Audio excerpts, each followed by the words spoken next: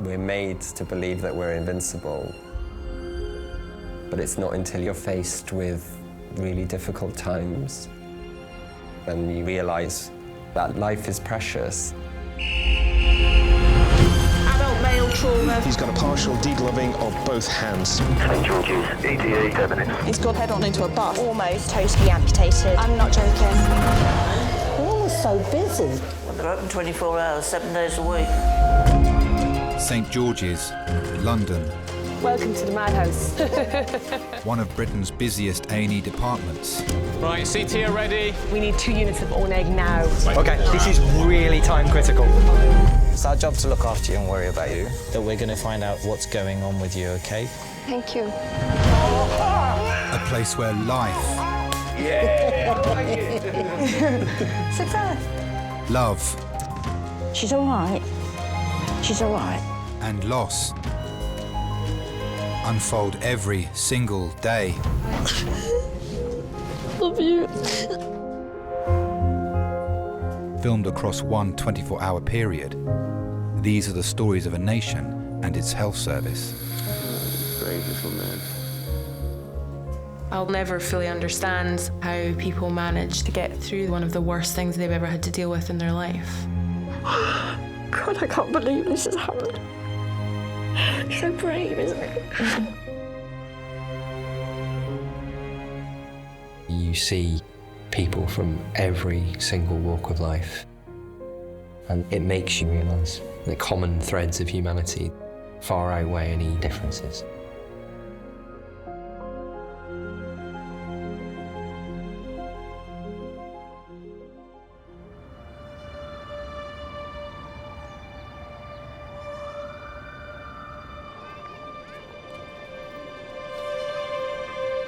We just don't know what's around the corner. Be it a trauma call, be it a sick medical patient, you know, it's a life-changing event for them. But it's 10 times harder for the family. When they married somebody or when they had a child, they never foresaw that this was going to be the future.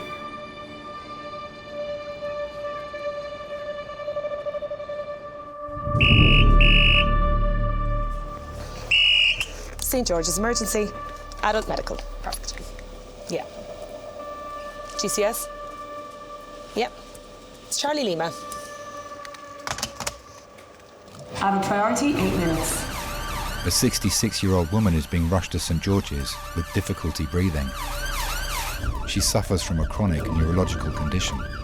People that have neurological conditions, their brain cells and their neurons aren't working. Messages to the body get mixed up and they're not sent as they should be. You know, standing up, moving, your body will not work as it's supposed to work. So do you want to grab a trachea grab bag that will have a tracheal dilator, a 10mm syringe, a wedge, a lubricant and ditch core? Her husband and full-time carer, Preston, is travelling with her in the ambulance. As usual, I wake up about 6:30. But when I came down, Maureen looked awful. Her chest was sort of going up and down, and I could tell by the expression on her face that she was finding it really hard to breathe.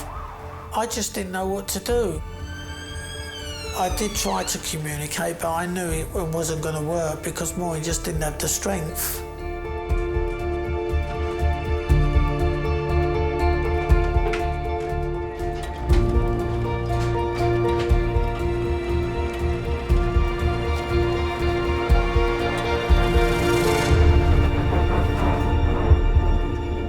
Welcome to the madhouse. Right, after 3. 1, 2, 3. Morning. Morning. This is Maureen. This morning feeling feverish and short of breath, tight in the chest. She suffers with MSA and multi-system atrophy. Her temperature's 36.9, so for her, that's quite high. She feels very hot, her cheeks are very flushed in the face.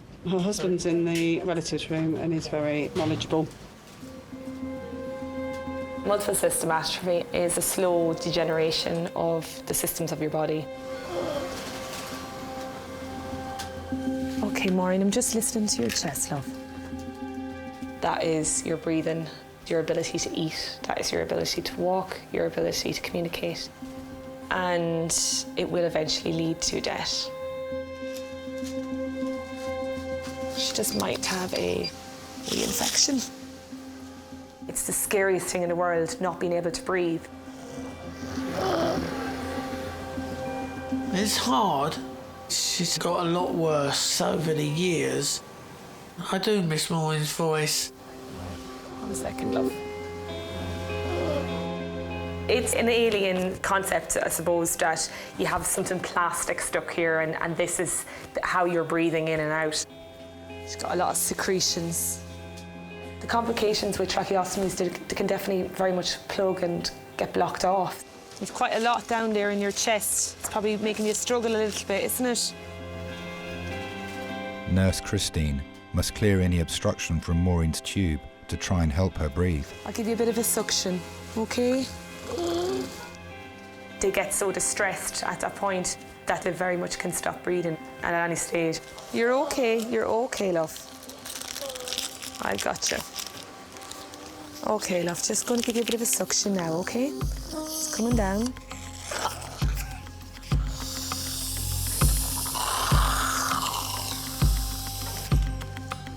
Okay, Maureen, one more, okay? One more.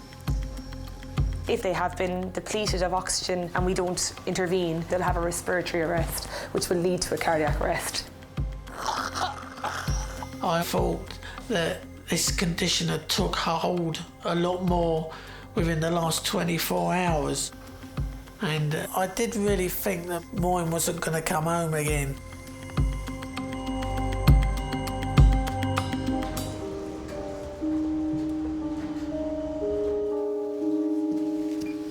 Just try and get your breath again, all right? Try and get your breath.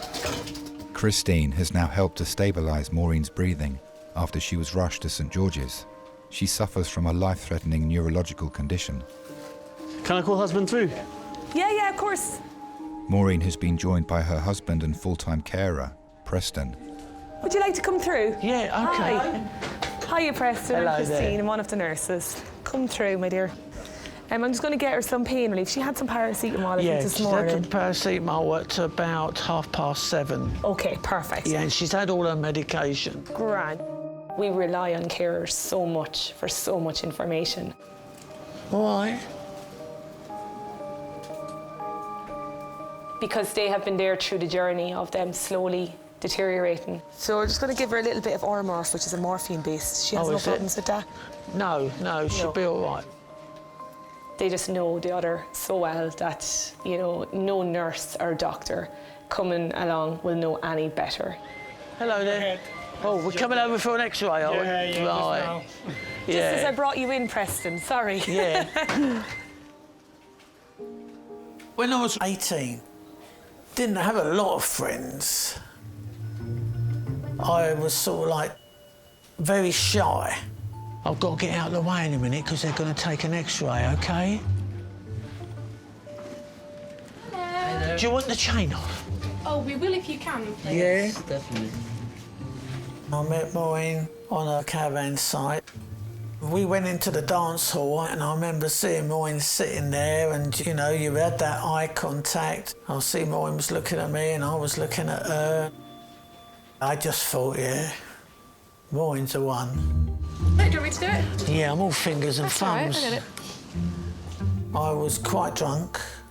My feet were going everywhere and I nearly caught Maureen's hair alight with a cigarette. There we go, I'll That's leave it. that with you. Right, and I'll get out your way.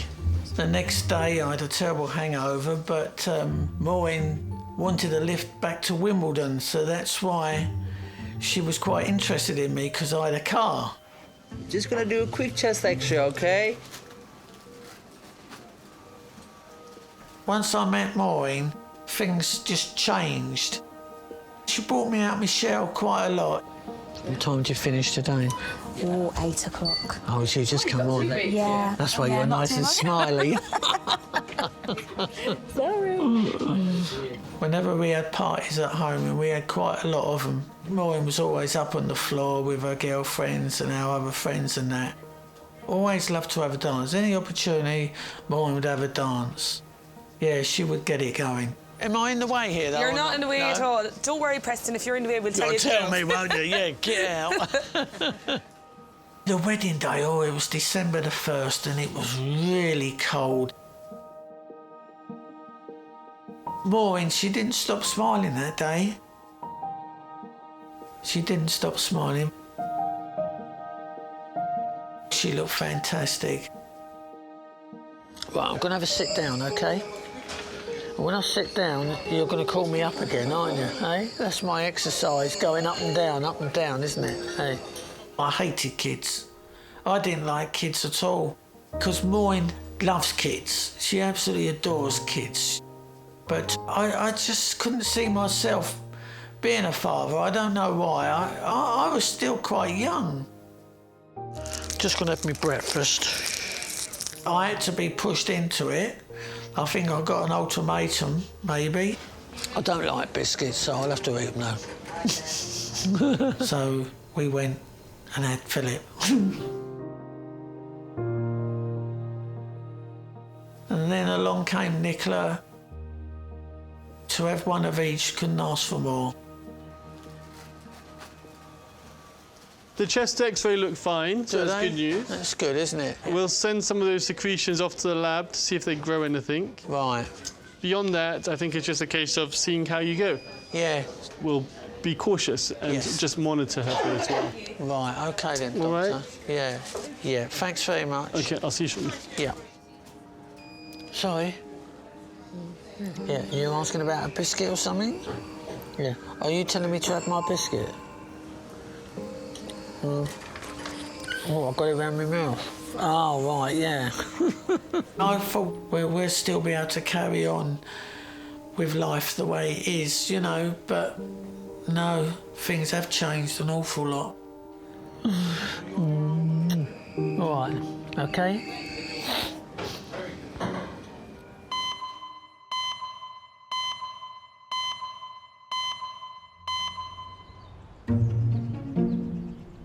OK, we're back, guys, we're back. So it's a no to the Crown Prince Hamdan of Dubai. He is estimated to have 3.8 billion. Okay. Let's see his face. No.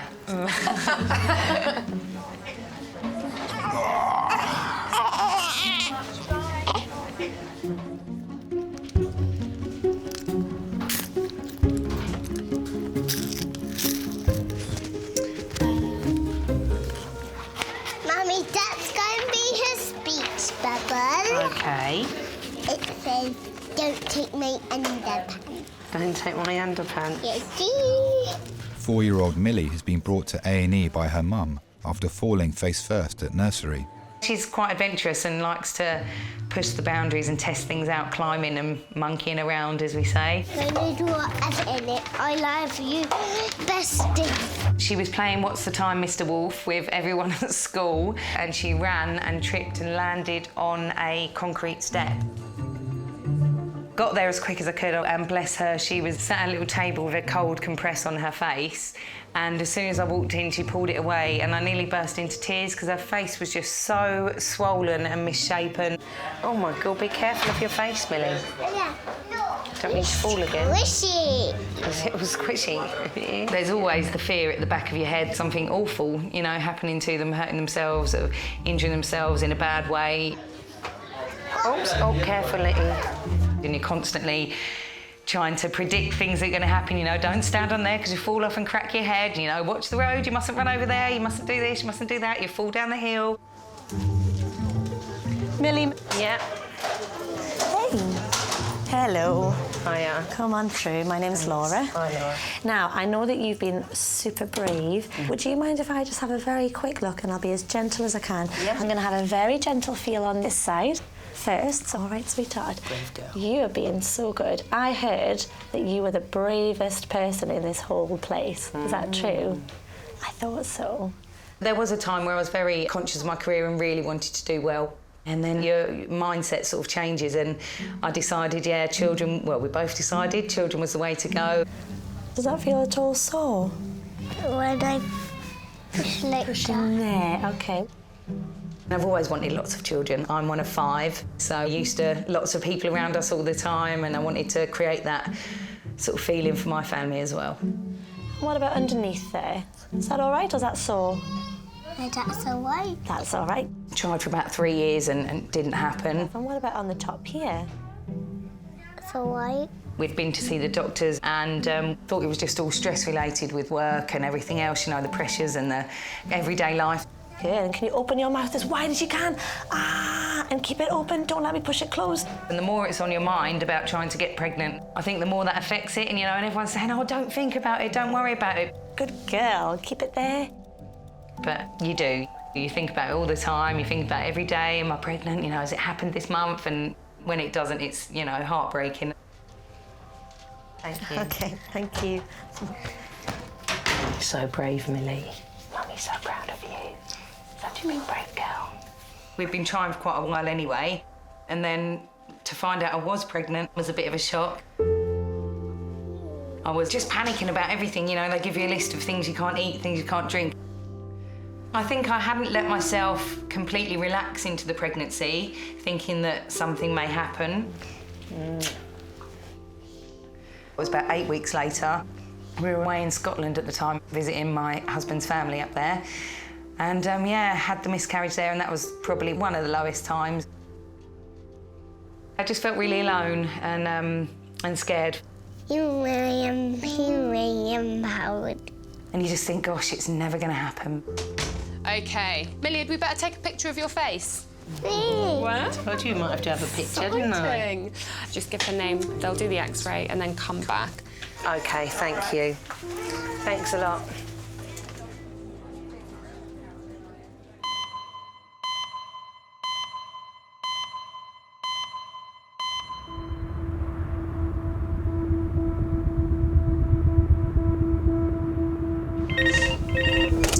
Hi, it's Manny, one of the A&E consultants. Yeah, it's a trauma transfer, 10-year-old boy. And how many steps did he fall down? Oh, right, OK, and then pain in the left abdomen, basically. Do us a favour, get the ambulance to blue light him. It needs to be a blue light, because it's the only way you're going to do it.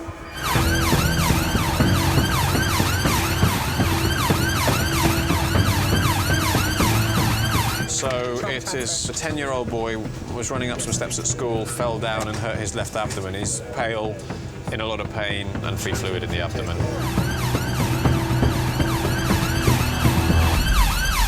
A 10-year-old boy is being transferred to St George's Major Trauma Unit. We have a scoop here. We have a scoop, yeah, we can do that. Generally speaking, children do not tend to hurt themselves seriously from running and falling.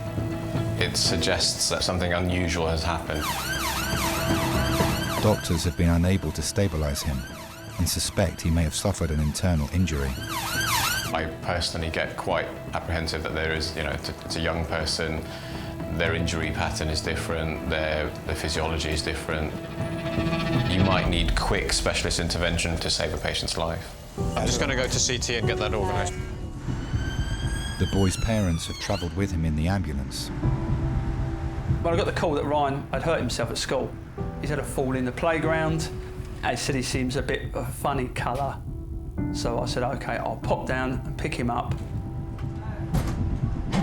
When we came home, there was no bruising on him at all. I think his main concern at the time was that he felt sick. He wanted to sit downstairs, and when he laid down, he couldn't breathe. He was almost passing out, I think, really. You start panicking, I suppose.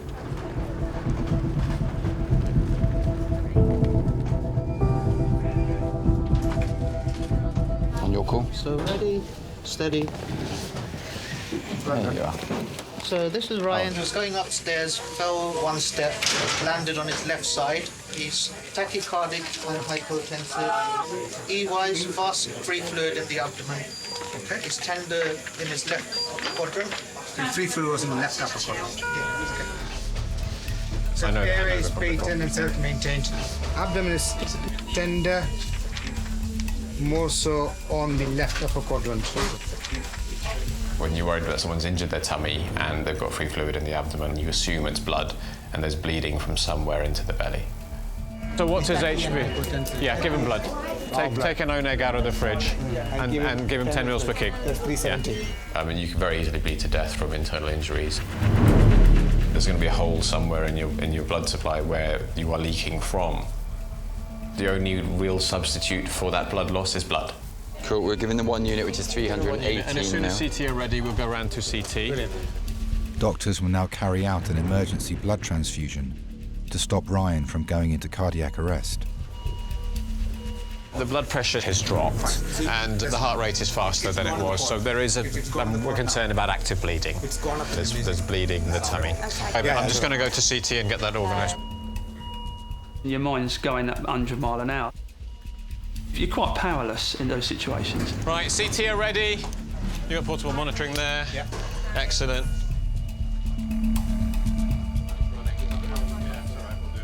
You do think we could lose him here. Is he going to bleed to death?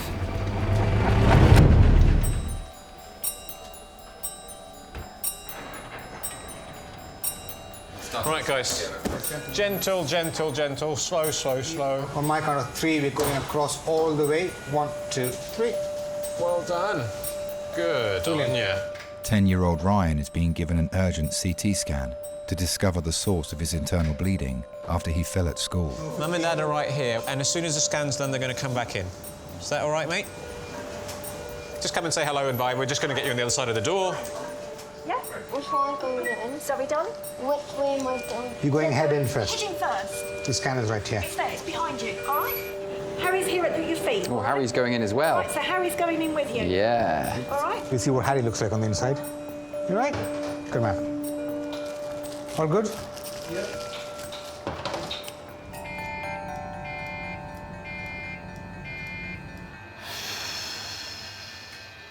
I'm glad I called 111, but now I'm thinking perhaps I should have called 999 straight away. You don't know though, do you? Because I wasted an hour. Let's face it, you could fall up steps 1,000 of times course. like that and not How hurt many yourself. times does he fall over? Oh, he falls over things all the time. How many times does he hit those obstacles? You won't be running around there again.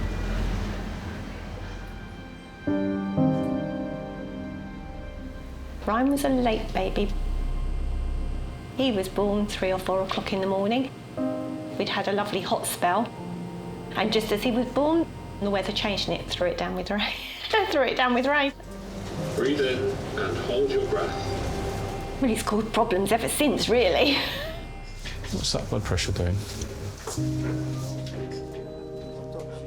I suppose it's not beyond the realms of possibility, especially having 6, that one of them will be ill. Just touched him one day and I thought, oh, you've got a bit of a temperature, so out comes the thermometer. They told us he'd got a virus and that he'd be better. About a week or so later, temperature didn't go. Said, right, I'm going to take him back to the GP. She listened to everything I said. She examined him fully. She felt his tummy, and then she gave me a letter and said, you need to go up to A&E straight away. They did blood tests on him, and that's when they said there's discrepancies in his blood. And that's when I said to her, he's got leukemia, and was told yes, he had. He was 2 and 2 months.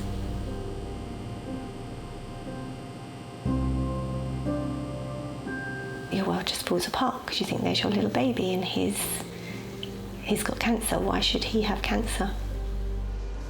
Right? Yeah? How was Harry? Was Harry all right?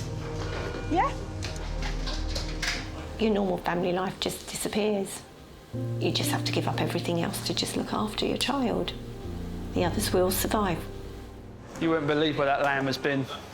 How long has he had it? He had it when he was diagnosed, so he's had that since he's two. Okay, yeah. It's been everywhere. It's been in hospital with him all the time. The sort of chemo it's quite brutal at times. They sort of batter them down and then they let them come back up again and then they batter them down again. 1, 2, 3. That's it. He obviously lost his hair, which was quite sad because he had lovely long curly hair. And he literally used to sit there and he laughed. He used to sit there and pull his hair out and laugh at me as he pulled his hair out. You're like, Ryan, you got Harry now. It's a different way to grow up.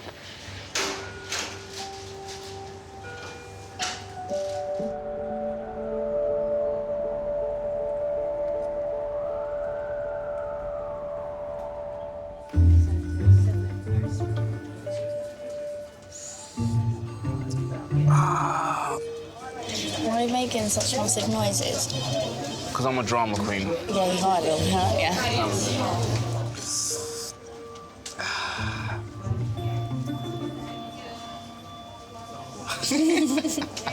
So what was that? It's my seduction.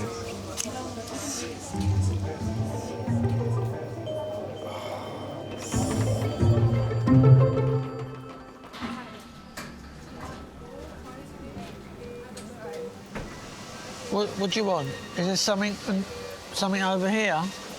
Maureen suffers from MSA, a chronic neurological condition. She's waiting on the results of a blood test to determine whether she has developed a serious infection. Well, you want to hold my hand? Oh, that's nice, isn't it? No, you don't want to hold it. Oh, thanks very much. Maureen was always mobile, always helping out other people. Oh, you want the time? Right. It's 5 to 10. All right? We get there, don't we? No. She first started with symptoms like a cold shoulder. We used to try and do our usual walk, and it was very hard. I remember her waking up one morning in bed and her hands were shaking. She said she was going to go to the doctors, and I remember coming home and she was saying the doctors made me an appointment at St George's. I can remember the consultant, when Maureen was in his room, he'd just done a simple few tests, and that's when he did say Maureen's got MSA. And that's when our life fell apart. It was hard. I can always remember when we walked out, Maureen was a little bit ahead of me, and he said to me, I think you should read this when you get some time. And it was a booklet about MSA. And I didn't want to read it. Does that help? Yeah? MSA stands for Multiple System Atrophy. It's a very rare condition. Gradually, the muscles start to waste away with the swallowing and the speech. And there is no cure for it. Mine's got rheumatoid arthritis. Okay. See, so this ankle's playing her up. For somebody that has a neurological condition, I think it's really, really hard for the patient, but it's even 10 times harder for the family. Their whole lives are caring for the love of their life. I just don't know how families get through it. You just think, well, this is crap. Yeah. Hello, nice to meet you. Nice to meet you. Hello, I'm Katie, I'm one of the registrars. Does she eat anything or liquid anymore? No, Maureen can't do anything for herself, really. So, oh, come on, don't get, come on. I'm so sorry. Come on. Yeah. I'm so sorry, I'm so sorry. All right. Should we just go out there and do this conversation, Doctor? Yeah? Yeah, that's all right. So Maureen's had this now for 6 years, and with my knowledge, you only get about 6 years with this condition, so I think we're just in that stage now. From our side of things, there's no clear sign of infection here. I think that from what I'm hearing, it seems very much like you're right. Like this is progression of the underlying disease, and what can we do to improve it? Maybe very little. It's a terminal illness. Yeah. Not a lot that can be done in the hospital. Yeah. Maureen's very brave. She's gone through an awful lot. She used to love playing with the grandchildren, getting on the floor and play different games and that. The condition has taken that away. When I see morning sleep of a night time, I think it's, you know, why did it have to be Maureen?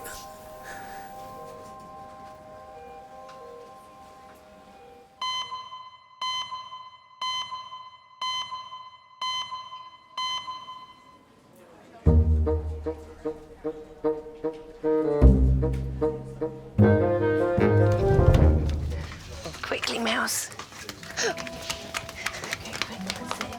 Thank you. Millie has had an X-ray after she fell and landed on her face in the playground. Oopsie. Oh, thought you were taking a tumble again, Millie. Thank you. Now you had your pictures taken. Yeah. Now we have to have them looked at by the doctor, and we might get to see a picture of your face on the screen. Or the bones. Yeah, all the bones in your face. Ah. Always wanted to have kids, yeah. It was something that I'd always wanted. But as time goes by, you sort of having a reality check, thinking, you know, is this really going to happen? Like T, D. What did that? Adoption was probably the route that we would have gone down. We haven't taken any steps towards that yet because we were going to try the IVF route first. The picture. And my eyes, they look beautiful. We took a sabbatical from work just to a last shot, try and relieve ourselves of everyday life. Now, Mummy, can I see it? In my head, I thought, it's fine, you know, they're going to give me IVF. So I just sort of put everything to the back of my mind. And I rang the hospital and she said, oh, just as a precaution, you need to take a pregnancy test before you come in. They only pull your thumb off. OK, try and pull my thumb off then. So I took the test. And then I rang the hospital back and I was, I can't believe it, I'm actually pregnant. So look, they've got another fishy thing in here as well. I wonder how many fish are in there. Do you want to go and count them? When they gave her to me, I was just like, oh my gosh, this is real. We've got a baby. We're a mummy and daddy now, yeah. Oh, there's turtle in there. Is there? Oh, I love turtles. Dr. Laura now has the results of Millie's X-ray. Hello. Hiya. Can you come and have a sit up on here, just so that you can still sit up? Little did I know it would be so easy to fall pregnant again after that. I have a very gentle feel just on your cheek, so open your mouth as wide as you can. And do any of your teeth feel a little bit wobbly? Good. And then the same happened time and time again, and now we've got 4, so... We have a minibus now. A minibus to carry your kids around in. It's hilarious. OK. Juice Fairy's not coming today, are they not? Not today. All right, good stuff. So I don't think I'm overprotective. I hope I get it right. I just try and use my instinct to make them happy and to make sure they're safe. But I suspect that this is more of a soft tissue type injury. So there was nothing on the X-ray to show so any... certainly when we look, everything looked very good from that side of things. So well done, you. Strong little ladies they are. They just seem to get on with it. All of them. All 4 of them are like that, actually. And right again. And then all the way to the end.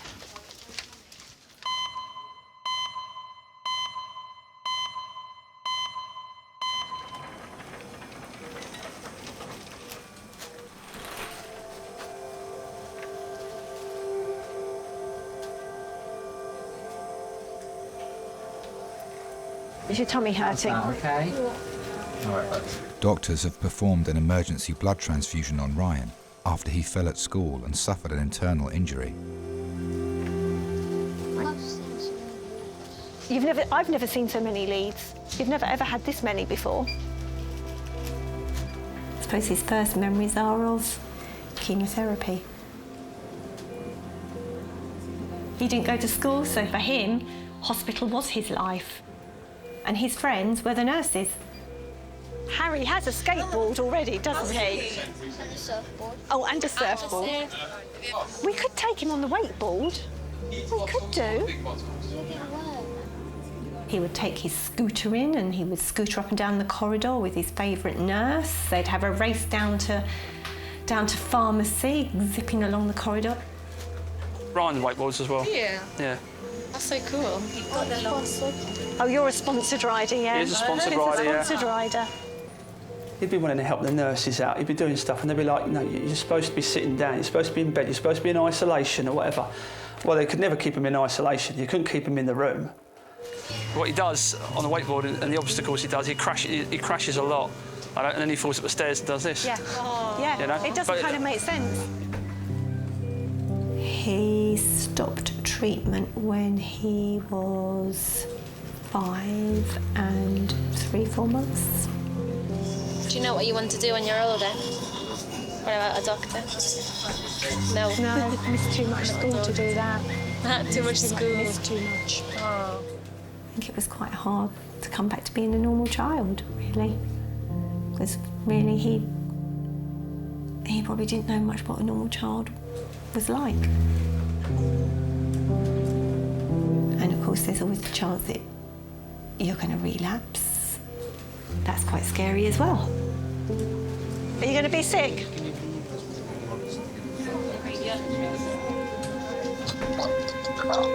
Try and take some breaths in through your nose if you can. If need be, we'll put your other mask on. I know, we'll give you a little drop. All right, your heart rate's come up again now. Doctors now have the results of Ryan's CT scan. His spleen is smashed to pieces.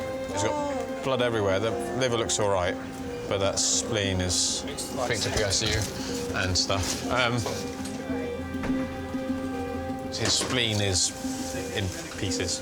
It is? OK.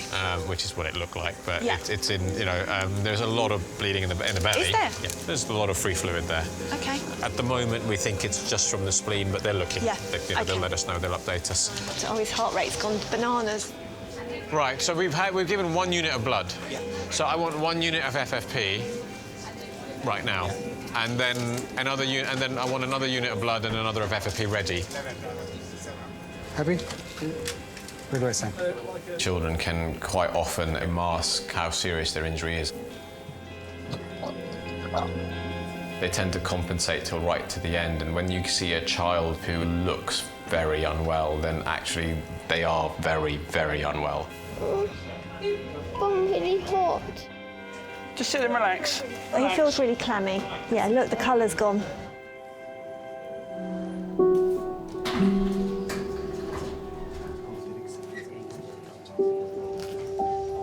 Gonna try again, just this one here, sharp. Oh. Well done, we're in. Perfect. That's it. Well done. We've got it. Doctors have given Ryan a second blood transfusion to help stabilise him after he ruptured his spleen earlier today. How you doing, mate? Well, You're feeling better? yeah. Good on you, I'm glad. So he has responded very well. So the blood going in? Yeah, colour's much better. Colour's much better. And he's much more wide awake. So if we carry on like this, what will we do? Not do May not surgery? need an operation. Right. So essentially, when it comes down to it, we're finding more and more that spleens are organs that, you know, while they can be significantly injured, taking it out is often more complicated and more risky for the patient. Is his spleen damaged at all, or is it because of the chemo? Could that make the spleen... It's not out of the realms of... It's just a bit more susceptible. Well, no, it's, yeah, I see that. Yeah. And it's a sensible hypothesis. Yeah. There might well be an element of Yeah, yeah. Cool. Yeah. Take care, guys. Right, thank you. Yeah, brilliant. Thanks very much. Thank you. Bye. He's different to his brothers. He's very resilient, and I think that's because of everything he went through in hospital. It never got him down. I think that's part of his personality. He doesn't like to give in to anything. And he didn't give in to leukemia, and he didn't give in to the drugs. You're right. What happened there? Huh? Keep waking up in a funny place.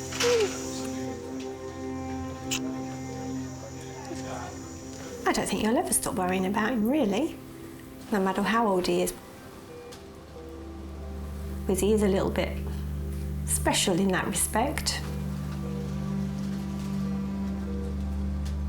You are a carer, and you kind of get overtaken by everything that's going on around you. You kind of lose your child, I suppose. Get him back at the end.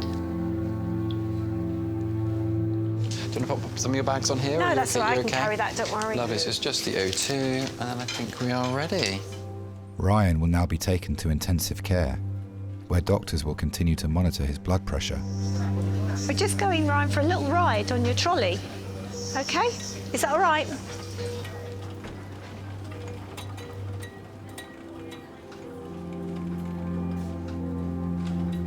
Good, good. Oh, don't get run out. We're going this way, yeah, Matt?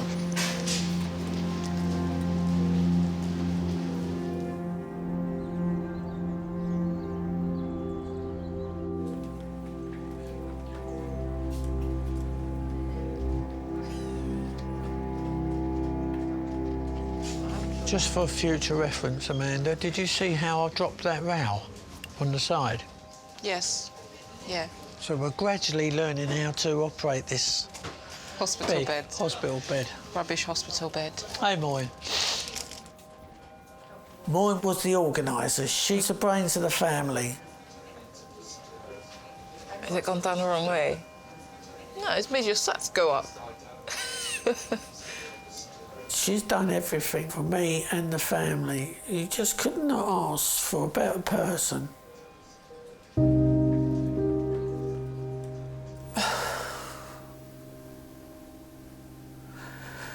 Moyne is such an organised person. She's even organised her funeral. She wanted that done. I kept saying, no, you don't need it, but we've done it. That's how organised Moyne is.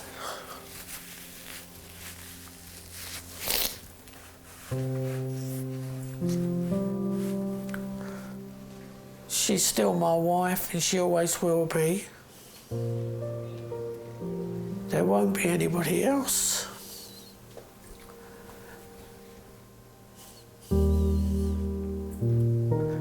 Because she's been my brick.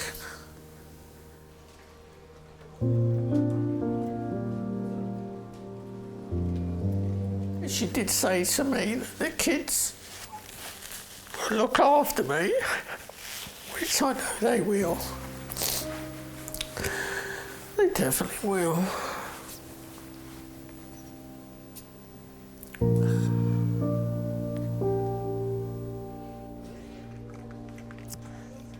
She's got a bed on the ward.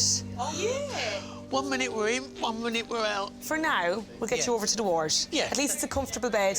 Yes. A bit better than an old A&E trolley. Yeah. All right? Definitely. The scariest part, I think, for carers is wondering what they're going to do with their time that has been filled so much with the love and, you know, the care that they've provided to their loved one for a few years. Take care, Preston. Thank you for all your help. Not at all, not at all. Take care. Very kind. Bye-bye. They never signed up to any of this. And that's the bottom line. But love will make you do the most incredible things at the most incredible times, and they would do it all over again if they had to, just to have them back for another day.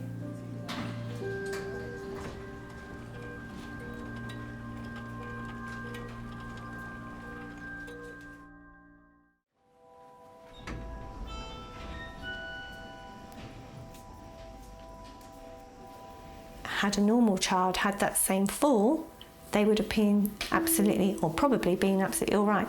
But because of the chemo, the spleen's softer and therefore ruptured. Other children would have been fine, just not him.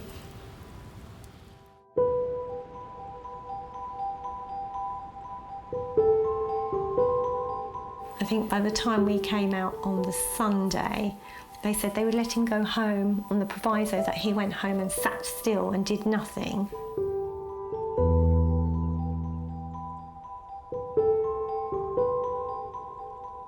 I've had enough of hospitals because I really grew up then. It just got a little bit boring because I used to do the same old things every day for 3 years. When I had cancer, it made me a bit stronger than other kids because as I went through all that and they didn't, it just makes me a bit stronger than them.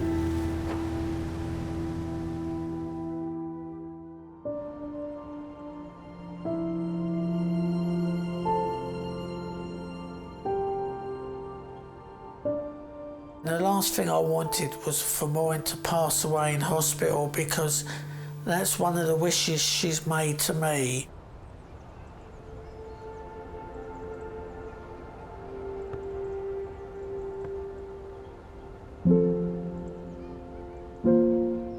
We're just thankful for every day we get now. I mean, there's been a couple of occasions when we thought, is Maureen going to make this day? And she's very brave. She goes through an awful lot some days, but she does make it. I want to help Maureen as much as I can to keep her at home as long as possible, and we will do.